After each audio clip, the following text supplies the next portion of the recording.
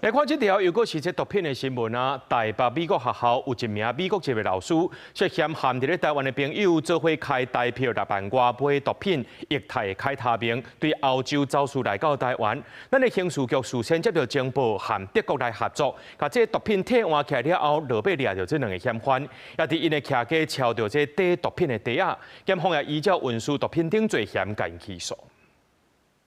比賽摕到好成績，甲學生翕相。這個美國籍的老師長期佇台灣教冊，伊做人老師，即馬出去互查出涉及毒品的犯罪。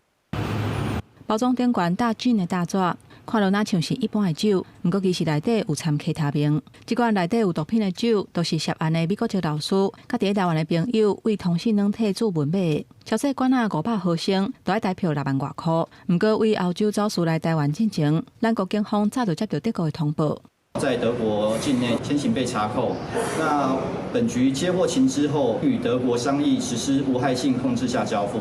靠台灣甲德國合作，繼續搜證甲追查，一個手查到2個人，嘛佇嫌犯大的所在發現17個目底開他命的袋仔。這個美國籍的老師互抓起來了後，有承認犯案，講買毒品是家己要食的。樹林地檢署頂一日以運輸第3級毒品未遂罪罪嫌甲起訴。2名被告涉犯毒品危害防治條例之運輸第3級毒品未遂及懲治走私條例之運送走私物品未遂等罪嫌，依法提起公訴。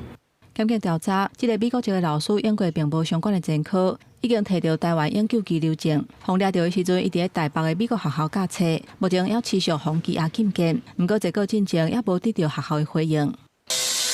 外國人士佇台灣犯法的情形已經毋是頭一屆。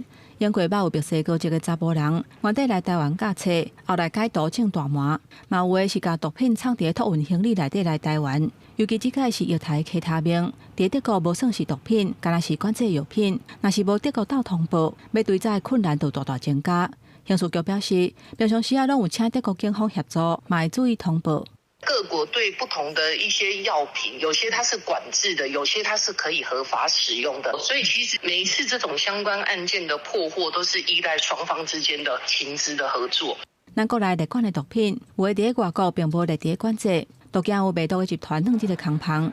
學者表示，要阻擋毒品流入來台灣，都要持續強化甲各國的情資交換，也佮合作。記者綜合報道。